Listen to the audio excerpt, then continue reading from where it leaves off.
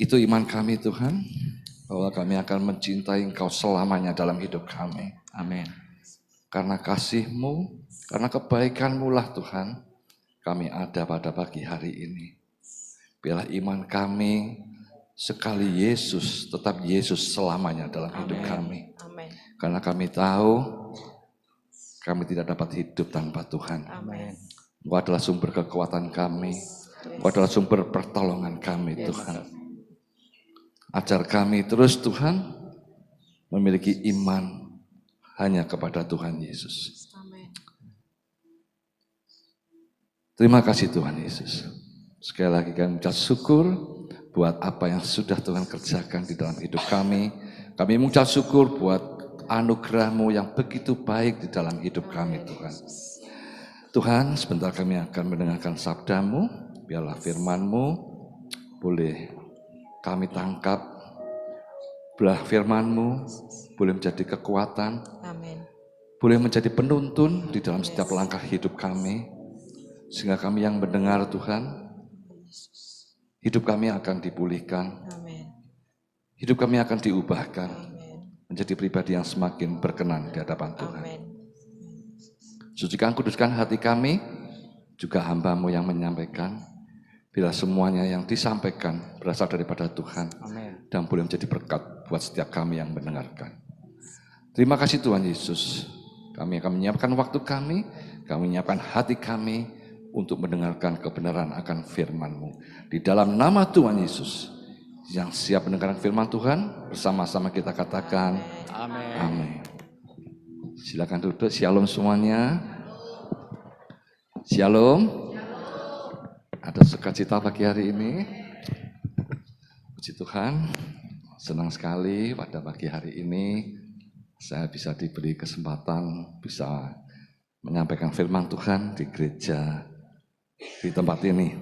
Terima kasih buat hambanya Pak Trisno yang sudah memberikan kepercayaan saya untuk bisa menyampaikan firman di gereja Kana tempat ini.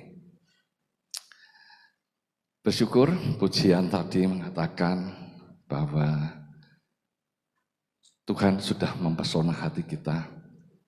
Tuhan sudah menunjukkan kasih setia-Nya. Sehingga iman kita tidak akan pernah rontok, tidak akan pernah bergeser atau melupakan Tuhan. Sekali Yesus, tetapi Yesus selamanya dalam hidup kami. Amin. Apapun yang terjadi di dalam kehidupan ini, dunia tidak menjanjikan hal yang baik, tapi sekali lagi kita punya Tuhan Yesus yang baik. Amin. Kalau kita melihat keadaan hari-hari ini membuat kita akan khawatir secara manusia. Tapi kita bersyukur kita punya Tuhan yang hidup. Sehingga kehidupan kita akan kita lalui tidak dengan kekhawatiran, tidak dengan ketakutan. Tapi kita percaya bersama Yesus selalu ada pengharapan. Amin. Pagi hari ini saya ingin mengajak Bapak Ibu untuk kita belajar dari salah satu tokoh Alkitab yang kita sudah tahu semua bahwa dia adalah seorang tokoh, seorang raja yang sangat dikasih Tuhan, yang sangat disayang Tuhan. Ya, kita mau belajar dari tokoh ini sehingga kita pun anak-anak Tuhan di tempat ini kita semua rindu kepingin juga disayang Tuhan. Amin. Kita belajar dari sosok tokoh bernama Daud, karena kita tahu hidup Daud selalu dalam perlindungan Tuhan. Kita tahu bahwa Daud selalu mengandalkan Tuhan di dalam hidupnya. Sehingga dia dalam menjalani kehidupannya tidak ada rasa ketakutan, khawatir. Karena Daud sudah istilahnya memateraikan Tuhan itu bahwa Tuhan itu adalah, nah ini kita baca di dalam Mazmur 18 ayat ketiga. Jadi Daud ini mengatakan bahwa Tuhan adalah bukit batuku. Kita baca dalam Mazmur 18 ayat 3. Sudah ketemu, katakan amin. Mazmur 18 ayat 3. Ya Tuhan, bukit batuku, kubu pertahananku dan penyelamatku, Allahku, gunung batuku, tempat aku berlindung, perisaiku, tanduk keselamatanku, kota bentengku. Itu adalah iman daripada Daud. Daud tahu bahwa hidupnya tidak mudah. Daud tahu bahwa hidupnya juga banyak musuhnya. Tapi Daud juga tahu siapa yang menyertainya. Sehingga dia dapat mengatakan, ya Tuhan, bukit batuku, kubu pertahananku, dan penyelamatku, tempat aku berlindung. Dia adalah tanduk keselamatanku dan kota bentengku.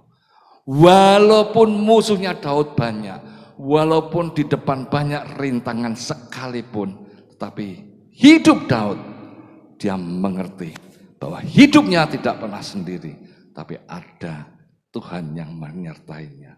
Sehingga dia berani mengatakan bahwa dia adalah tempat perlindunganku yang sejati. Amin.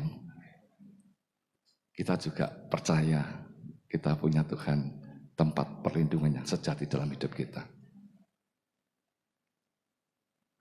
Kita harus menempatkan Tuhan di dalam kehidupan kita.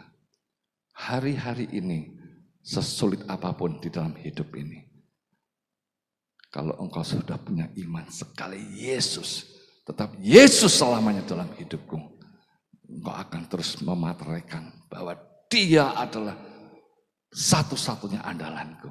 Dia adalah satu-satunya tempat perlindunganku, tanduk keselamatanku. Tidak ada satupun yang dapat menolong saudara kalau tidak Tuhan yang kita sembah hari ini. Amin. Untuk itu kita mau ayat ini benar-benar menyatu juga. Tidak kepada Daud saja, tetapi di dalam setiap kita yang mendengarkan ayat ini. Biarlah Tuhan engkau tempatkan sungguh-sungguh mulia di dalam kehidupanmu. Bahwa tanpa Tuhan hidupmu akan sia-sia. Tanpa Tuhan engkau tidak akan ada perisai yang melindungimu. Tanpa Tuhan engkau tidak ada keselamatan di dalam hidupmu. Dan itu harus engkau permateraikan di dalam hatimu. Bahwa sekali Yesus tetap Yesus di dalam hidupku. Amin. Biarlah ayat ini benar-benar menjadi rema buat setiap kita. Agar kita benar-benar mengutamakan Tuhan di dalam hidup kita. Sehingga kalau Daud melakukan seperti itu dan dia disayang oleh Tuhan, kita pun juga akan sama. Kita menjadi pribadi yang disayang Tuhan. Amin. Kita tahu Daud pun juga punya masa lalu yang kelam. Kita tahu Daud pun juga pernah jatuh ke dalam dosa. Tapi itu tidak mengurangi rasa cinta Tuhan di dalam hidup Daud. Tidak mengurangi rasa kasih sayang Tuhan di dalam kehidupan Daud. Karena kita punya Tuhan, Tuhan yang maha pengampun, Tuhan yang maha pengasih.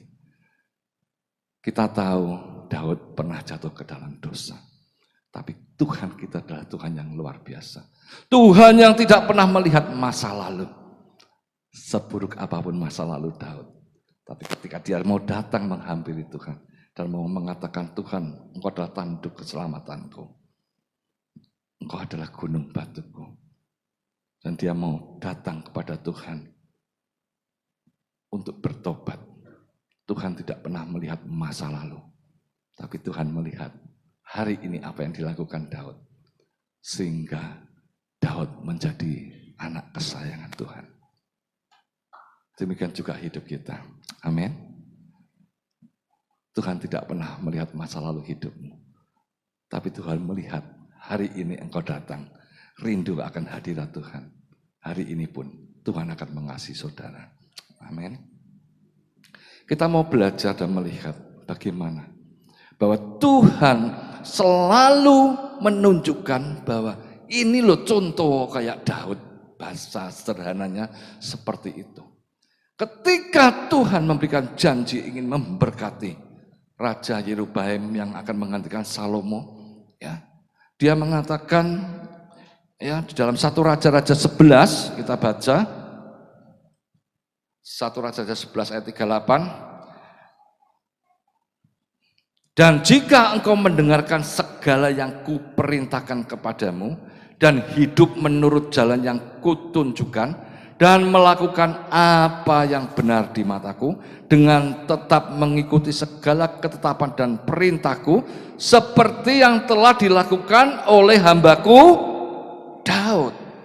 Ya, Daud diberi sebagai contoh, kalau engkau mau melakukan seperti yang Daud lakukan, melakukan apa yang benar di mataku dan mengikuti perintahku, maka aku akan menyertai engkau dan aku akan membangunkan bagimu suatu keluarga yang teguh seperti yang kubangunkan bagi Daud, dan aku akan memberikan orang Israel kepadamu. Berbicara tentang penyertaan Tuhan dan berkat Tuhan. Ya. Ini adalah kunci utama sebelum saudara masuk login yang lebih lagi di dalam kita bisa menikmati berkat-berkat Tuhan. Tanpa saudara memasukkan yang awal ini, passwordnya yang awal ini, kalau saudara mau masuk hotel, ya saudara mau menikmati ya fasilitas hotel, lihat TV, ya Netflix dan lain sebagainya, saudara harus memasukkan password yang benar.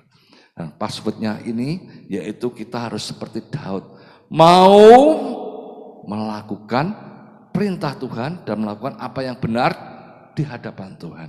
Itu adalah syarat mutlak untuk saudara bisa melangkah maju lebih lagi dan lebih lagi menikmati kasih Tuhan. Tanpa satu syarat yang mutlak itu yang saudara tidak melakukan, saudara tidak bisa. Walaupun kita tahu Tuhan itu adalah Tuhan Maha Pengampun, tapi syaratnya mutlak. Ketika saudara sudah memberi batas tentang hitam dan putih, gelap dan terang, saudara sudah jelas, saudara memilih yang terang. Ini adalah satu akses awal untuk saudara masuk untuk menikmati berkat-berkat Tuhan di dalam kehidupan saudara. Tanpa saudara melakukan itu terlebih dahulu, saudara masih mentolerir segala hal yang mendukakan hati Tuhan, saudara tidak akan pernah bisa menikmati hadirat Tuhan dengan seutuhnya. Saudara tidak bisa menikmati kasih sayang Tuhan seutuhnya di dalam hidup saudara. Saudara harus mengambil sikap yang tegas. Dan saudara harus benar-benar, aku ingin menikmati fasilitas yang Tuhan sudah siapkan buat diriku. Kalau saudara tadi menganggap dia adalah gunung batuku, tempat perlindunganku, perisaiku, saudara akan mendapatkan semua apa yang saudara katakan. Passwordnya cuma satu, untuk bisa menikmati hari lepas hari seperti yang saudara ucapkan, yaitu melakukan apa yang benar dan melakukan perintah Tuhan seperti yang Daud lakukan. Masa lalu dibuang, hari ini aku berjalan melakukan kebenaran yang Tuhan sudah tunjukkan dalam hidupku. Amin. Amin. Itu adalah syarat mutlak terlebih dahulu. Dan ketika saudara bisa melakukannya itu harus saudara benar-benar jaga. Harus saudara benar-benar jaga, dilindungi. Jangan sampai saudara jatuh lagi, dan jatuh lagi. Kalau saudara melakukan dosa, saudara ada rasa deredeknya. Itu tandanya Tuhan itu masih sayang kepada saudara. Roh Kudus masih ada dan tinggal dalam hidup saudara. Saudara diingatkan untuk ke depan tidak mengulangnya kembali. Tanda-tanda dosa itu tidak berbicara tentang kita membunuh dan mencuri. Kita tahu semua dosa adalah hal-hal yang mendukakan hati Tuhan. Saya tidak perlu menjelaskan terlalu detail tentang dosa, tapi saudara pasti tahu segala sesuatu yang mendukakan hati Tuhan itu apa. Segala sesuatu yang bertentangan dengan firman Tuhan itu apa.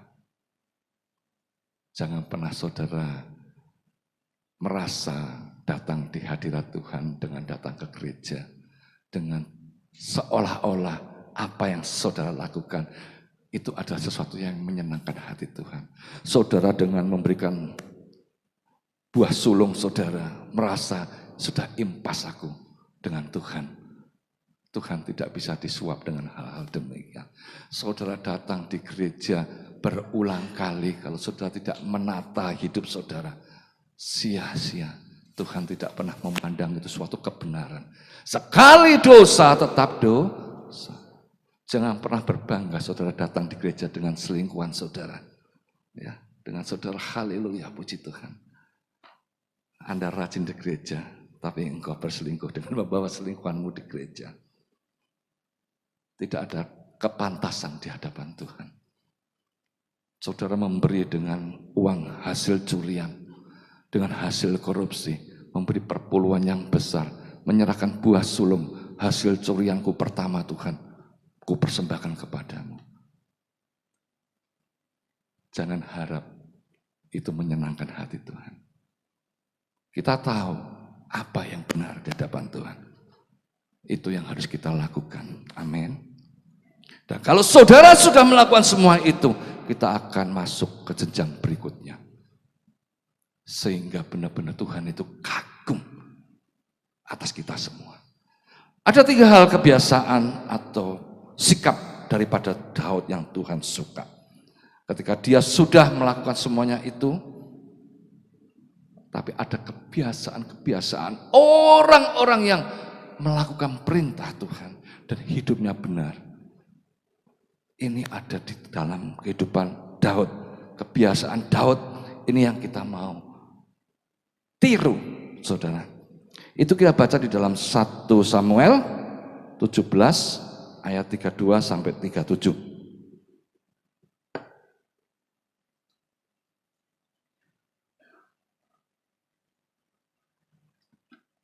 1 Samuel 17 ayat 32 sampai 37.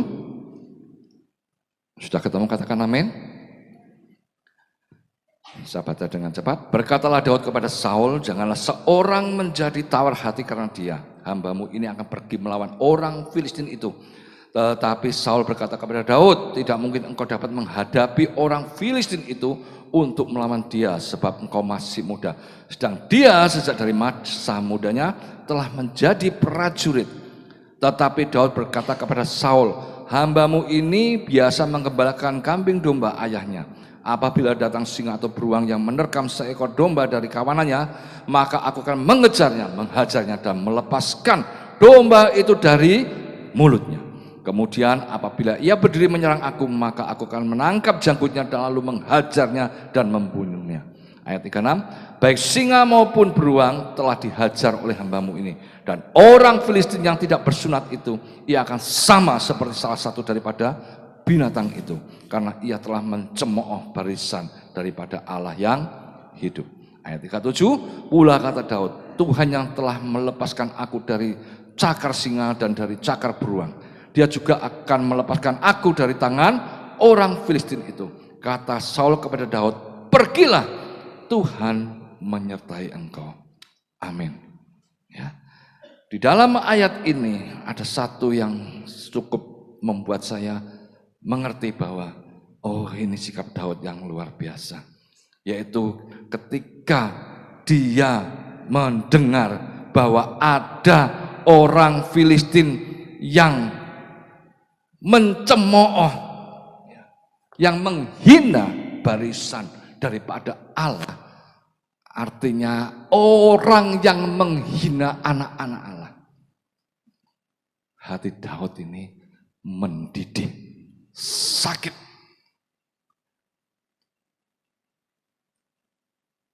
Hatinya bergejolak. Karena dia tahu bahwa anak Allah bukan seperti yang orang Filistin katakan. Engkau tidak patut mencemooh barisan anak-anak Allah.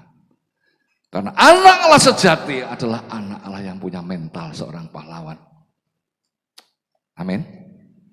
Dan itu yang membuat Allah, Tuhan itu sayang sama Daud. Kalau saudara perhatikan di ayat yang sebelumnya, di dalam 1 Samuel 17 ayat 25a, orang Israel ini berkata begini, berkatalah orang-orang Israel itu, sudahkah kamu lihat orang yang maju itu? Sesungguhnya ia maju untuk mencemooh orang Israel. Jadi orang-orang Israel itu ngomong, lihat nggak itu? Goliat yang besar itu, dia maju itu untuk menghina kita, bangsa Israel.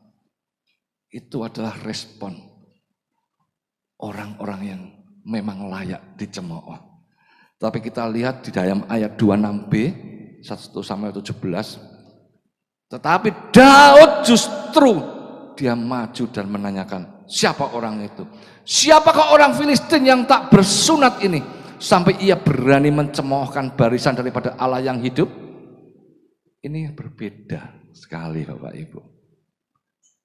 Orang lain ketika dicemooh, ya, kalau saudara baca di ayat berapa itu, Saul dan orang Israel menjadi ketakutan. Mereka lari dan ketakutan. Kenapa? Karena ya memang di dalam kehidupannya masih ada celah untuk dicemooh. Tetapi Daud sudah membereskan kehidupannya. Sehingga ketika ada orang mencemooh barisan Allah, hatinya panas. Salah lu ngomong.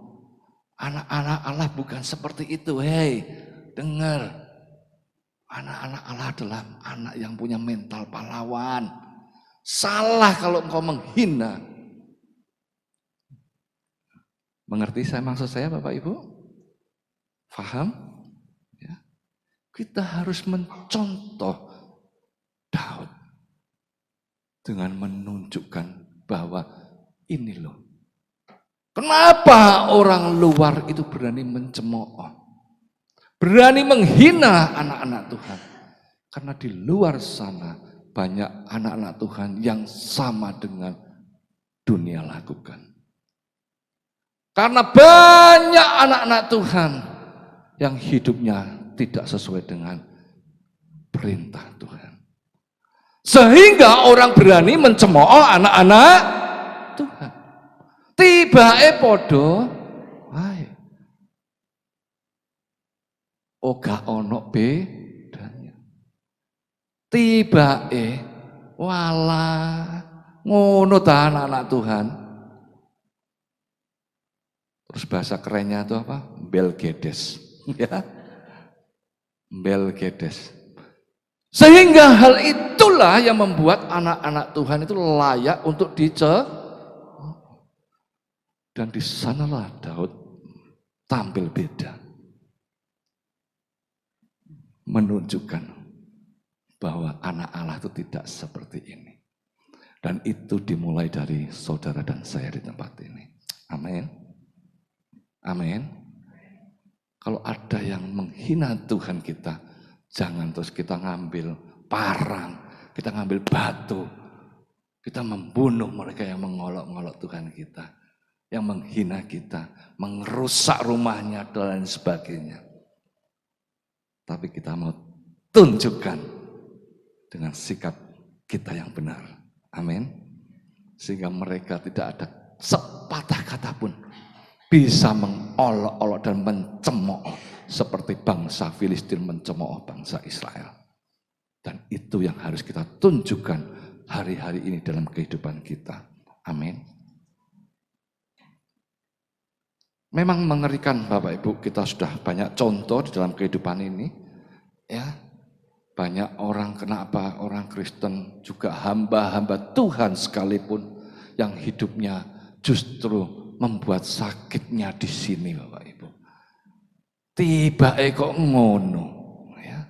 Enggak di kota besar, di kota kecil, tiba podo. Itulah yang membuat orang seantero jagat ini berani mencemooh barisan anak-anak Allah.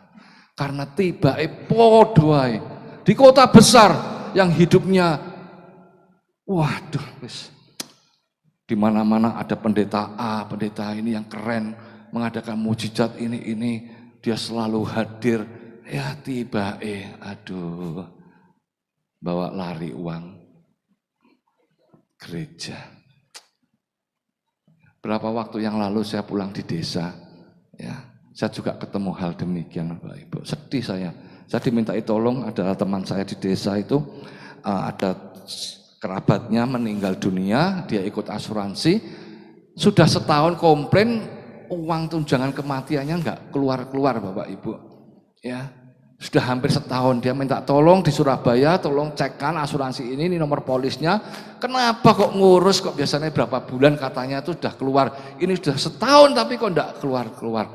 Setelah saya cek sampai Surabaya, saya cekkan nomornya ini ternyata itu polis yang harusnya bayar 7 tahun. Ya. Dan ini ternyata dia bayar cuma 4 tahun. Yang 3 tahun tidak dibayar sehingga lapse, alias tidak gagal bayar, alias tidak bisa melanjutkan asuransinya. Jadi asuransinya yang tidak salah, tidak membayar karena dia yang tidak bayar. Setelah saya sampaikan kepada teman saya, dia ngomong kepada temannya, loh aku nih bayar terus sampai 7 tahun. Buktinya ada.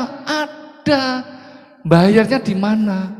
Tak titip sama bendahara gereja. Itu gereja kecil Bapak Ibu di desa. Jadi semua jemaatnya itu ditolong sama orang ini. Tak bantu bayar ya. 1 tahun, 2 tahun, 3 tahun, 4 tahun dibayar sungguhan. Tahun kelima dikantongi dewek Bapak Ibu. Mengerikan. Desa kecil sekali di peta, kelihatan tidak ada. Tapi kok yono ya orang kayak gitu.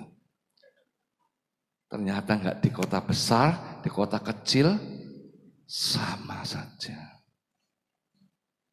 Dan itu membuat orang berani mencemooh. Tapi di sini enggak ada ya Bapak Ibu. Amin. Amin. Aminnya kok lemes. Amin. Harus ditunjukkan saudara seperti Daud, bukan seperti bangsa Israel yang dihina orang Filistin. Amin. Harus tegas. Ya. Saudara beda.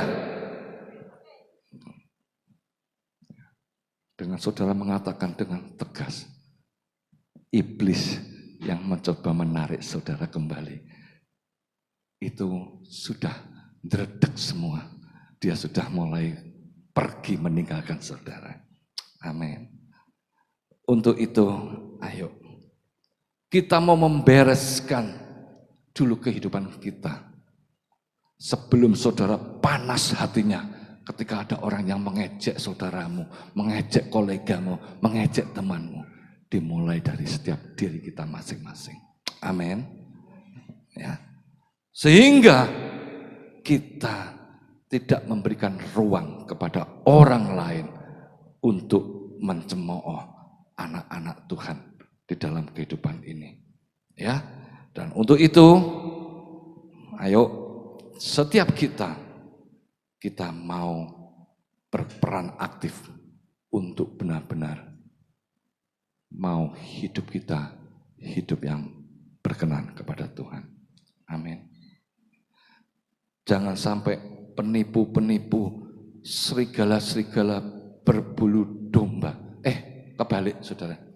Dulu serigala berbulu domba untuk mengamuflase hal-hal orang yang di gereja, orang yang kelihatannya baik, tapi ternyata serigala. Tapi hari-hari ini banyak mereka tidak segen-segen lagi menunjukkan jati dirinya. Benar-benar bukan serigala berbulu domba nyamar, tapi benar-benar serigala yang beribadah di dalam gereja. Ya, saya bukan menghakimi, tapi ini fakta yang benar-benar harus dimulai dari setiap kita. Ya. Jangan sampai ini meracuni di dalam kehidupan kita kepada Tuhan. Racun yang mematikan di dalam kehidupan kita, sehingga kita tidak bisa menikmati berkat-berkatnya di dalam kehidupan kita. Kita harus berani berkata tidak tentang dosa dan berani menegur ketidakbenaran di dalam kehidupan kita, di dalam bergereja, di dalam pelayanan, di dalam apa saja dalam sekitar kita. Kita harus berani. Amin. Amin. Jangan memberikan toleransi. Alah, duduk aku EGP, emang gua pikirin. Ya. Bukan aku, jangan. Kita harus mengasihi. Kita pun menegur harus dengan penuh tidak semena-mena. Amin. Yang kedua, kita baca di dalam ayat yang ke-37 apa yang menjadi kesukaan Tuhan yang Daud lakukan. Pula kata Daud, Tuhan yang telah melepaskan aku dari cakar singa dan dari cakar beruang, Dia juga akan melepaskan aku dari tangan orang Filistin itu. Kata Saul kepada Daud, pergilah, Tuhan menyertai engkau. Daud mengatakan, kalau Tuhan telah melepaskan aku dari cakar singa dan cakar beruang, berarti Daud ini sudah punya pengalaman ketika dia menjaga ternaknya, dia sudah Tuhan tolong dengan dia dilepaskan dari cakar singa dan cakar beruang. Artinya Daud ini mengingat pertolongan Tuhan terjadi dalam kehidupannya. Dan itu Daud simpan dalam hatinya. Dan itu menjadikan iman Daud yang tidak pernah terlupakan di dalam kehidupannya. Siapa yang hari ini saudara pernah mengalami pertolongan Tuhan dalam hidupnya? Saya rasa semua pernah mengalaminya. Amin. Kalau saudara pernah mengalaminya, kecuali yang belum pernah mengalami ya, belum pernah ditolong Tuhan, ya sudah, nggak ada yang perlu diingat. Tapi kalau saudara pernah menikmati dan pernah menerima pertolongan Tuhan, itu harus saudara simpan di dalam hati. Tidak akan pernah terlupakan sampai akhir hayat saudara. Dan itu yang akan memberi kekuatan buat saudara. Yang akan juga memberikan daya tarik Tuhan terhadap saudara. Oh, anakku iki baik ya. Bisa tak berkati cuma ngene tok ya diiling-iling. Ya. Itu sesuatu yang menyenangkan hati Tuhan. Amin. Berkat Tuhan tidak dihitung dengan materi yang besar, sesuatu yang fantastis, bombastis, apa saja. Tetapi segala sesuatu yang engkau anggap itu sesuatu yang terjadi dalam hidupmu adalah mujizat Tuhan. Itu adalah pertolongan Tuhan yang spesial dalam hidupmu. Amin. Seperti yang saya pernah dulu cerita, ada teman komsel saya, nggak punya duit, udah tua, giginya tinggal 2, mau jabut gigi aja nggak bisa Bapak Ibu. Ya. Penean di kursi, mau ngambil sesuatu di lemari jatuh, giginya ketatap meja, perotol saudara. 2 giginya yang sakit. Mujizat Tuhan saudara. Dan dia tidak pernah melupakan mujizat Tuhan yang terjadi dalam hidupnya. Sepele saudara mengenai gigi ya. Tetapi itu suatu pertolongan. Dia mengatakan hidupnya memang susah, tapi dia tidak pernah susah. Karena apa? Dia mengingat untuk kuloro Tuhan tolong. Kalau dulu Tuhan tolong, hari ini Tuhan pasti tolong. Amin. Dan itu yang harus saudara tangkap dalam hidup saudara. Sehingga di dalam menjalani hidup saudara, tidak ada rasa takut, tidak ada rasa was-was lagi. Amin. Apapun bentuknya. Ya dulu kan aku pas gak punya duit, gampang Tuhan tolong. Sekarang aku sakit. Nah, kalau saudara sudah membatasi kuasa Tuhan, saudara tidak akan bisa melihat kemampuan Tuhan kita yang ajaib. Jangan pernah membatasi kuasa Tuhan. Jangan pernah mengkotak-kotakkan cara Tuhan menolong saudara.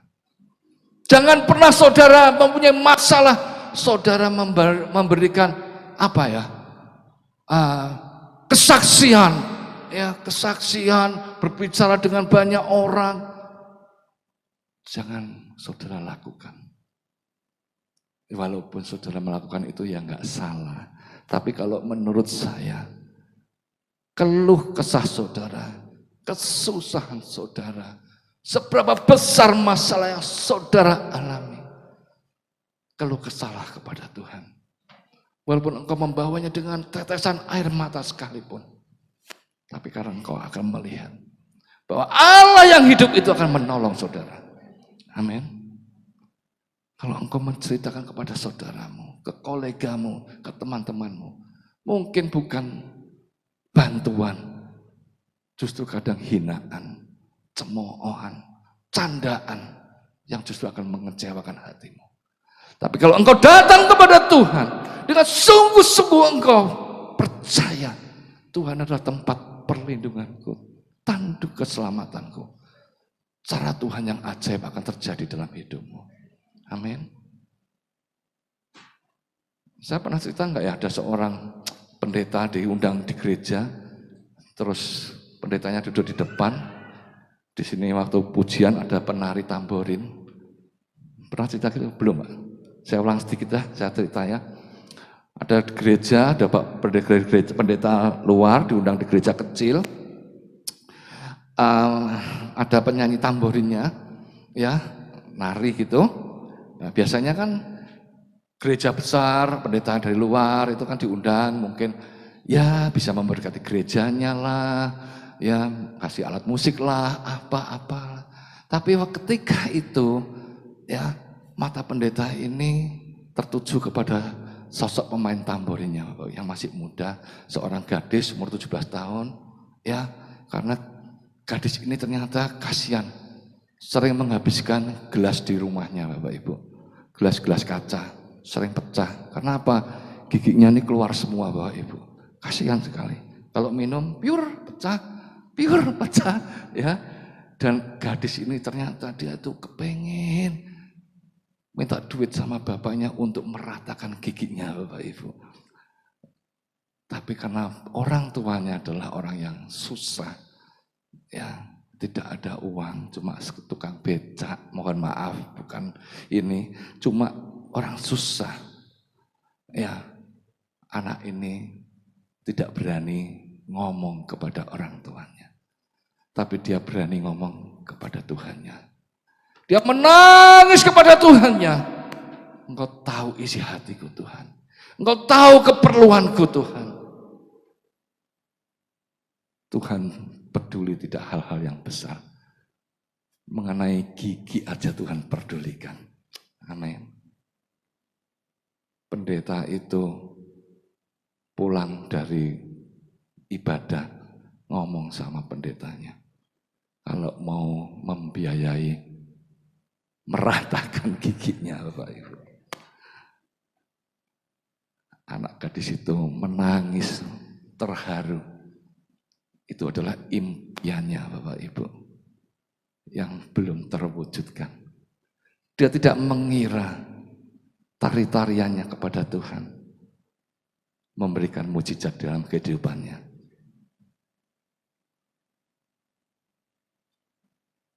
Dia tidak perlu kowar-kowar kepada teman-temannya. Aku pengen ngawat no gigiku, aku ngentek no gelas, no omah banyak.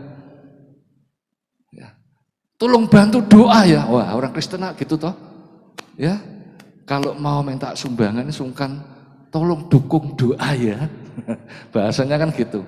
Tolong doa ke ya, bantu doa ya. Dia tidak melakukan semuanya itu. Dia cuma minta kepada Tuhannya. Dengan berlinang air mata sekalipun, Tuhan memperhatikan doa-doanya.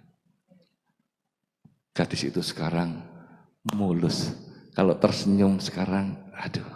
Kalau dulu nggak usah disuruh tersenyum terus Bapak Ibu. Tapi sekarang, wah, dia bisa bangga. Ya, dulu sedih pun dipikir orang ngeledek nih, sedih kok terus guyu wae. Sekarang dia bisa menempatkan diri dengan baik. Ya, waktunya tersenyum ya tersenyum. Sekarang dia bangga, Bapak Ibu. Itu semua karena Tuhan yang dia sembah, Tuhan yang hidup. Amin. Itu yang harus saudara lakukan. Amin. Mengingat pertolongan Tuhan. Kalau Tuhan dulu sudah menolong saya, hari ini, esok, bahkan sampai selama-lamanya Tuhan akan tolong saya. Amin. Karena Tuhan kita tidak pernah berubah. Dulu, sekarang, dan sampai selama-lamanya. Itu yang saudara harus tangkap. Dan saudara ingat-ingat betul. Taruh dalam hatimu yang paling dalam. Jangan pernah kau melupakan kebaikan Tuhan dalam hidupmu. Amin.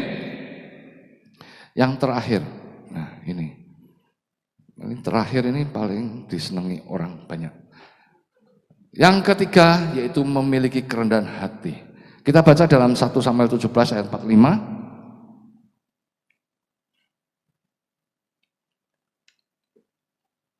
Tetapi Daud berkata kepada orang Filistin itu, engkau mendatangi aku dengan pedang dan tombak dan lembing, tetapi aku mendatangi engkau dengan nama Tuhan semesta alam, Allah segala barisan Israel yang kau tantang itu. Daud tidak mengatakan aku bisa mengalahkanmu karena aku sudah menghancurkan beruang, singa. Engkau juga akan sama seperti binatang itu karena aku bisa membantai binatang-binatang buas itu. Tapi Daud tidak mengatakan seperti itu. Karena dia tahu, dia mempunyai kekuatan itu bukan karena dia sendiri. Dia tahu bahwa dia mempunyai kekuatan itu dari Tuhan semesta alam yang menyertainya. Amin. Sehingga Daud tidak memamerkan keberaniannya, kekuatannya di dalam menghadapi Goliat. Dan kita tahu endingnya Daud menang. Kenapa kok saya ini kok sering mengatakan memiliki kerendahan hati, jangan sombong. Karena Bapak Ibu Saudara sekalian, kita tahu bahwa kesombongan, kecongkaan mendahului apa? Kehancuran.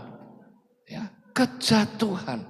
Itu ada dalam Amsal 16 ayat 18. Saudara bisa membacanya bahwa kecongkaan mendahului kehancuran dan tinggi hati mendahului kejatuhan. Ya. Dan itu yang harus kita ingat-ingat. Jangan sampai hidup saudara hancur sia-sia. Apa yang sudah saudara bangun di dalam hidup ini rusak, hancur, jatuh gara-gara dosa kesombongan. Kenapa kok saya sering mengatakan ini, mengulang-ulang hal ini? Karena hari-hari ini sungguh-sungguh kadang itu miris Bapak Ibu. Miris sekali. Beda dengan zaman saya dulu masih kecil. Ya. Dulu ya saya punya papa teman saya itu kaya sekali, tapi ya sombong sekali Bapak Ibu. Ya. Itu kalau dia karena kaya, dia selalu memandang rendah. Kalau ngomong itu apa ya? Alah, kamu ini budak bawahan, buren, ya. Jadi orang tua yang datang ke rumahnya pun dia nggak sungkan. Dia kakinya apa menangkring apa ya, ditaruh di atas meja Bapak Ibu. Walaupun yang datang itu lebih tua, kakinya nggak mau turun dari atas meja. Karena apa? Sombong sekali. Tapi dia kaya. Dulu orang sombong itu sudah ada waktu saya masih kecil itu. Tapi dia kaya. Dulu orang pinter sombong. Karena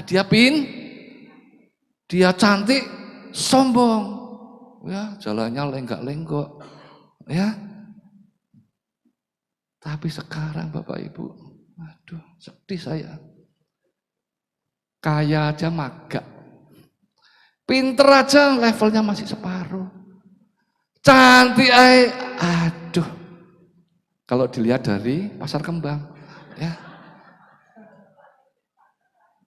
Nah, itu yang standarnya seperti itu aja. Ini banyak saudara. Bongnya setengah mati. Ini yang harus saudara ingat-ingat. Saudara jangan gampangkan tentang tinggi hati. Saudara mungkin tidak kaya, tidak cantik, tidak ini. Bukan soal itu aja, tetapi saudara punya rohani, merasa saudara sudah lama Kristen, saudara merasa aku lebih rohani. Jangan pernah membanggakan diri, jangan pernah tinggi hati. Apapun itu jangan patut engkau sombongkan. Amin. Dirimu kuat, aku bisa ngangkat 100 kilo. Apapun itu bentuknya. Karena firman Tuhan sudah jelas, kesombongan akan mendahului kehancuran. Kalau saudara hidupnya tidak mau hancur, jangan ingat bahwa semuanya itu dari Tuhan. Itu yang harus saudara ingat terus.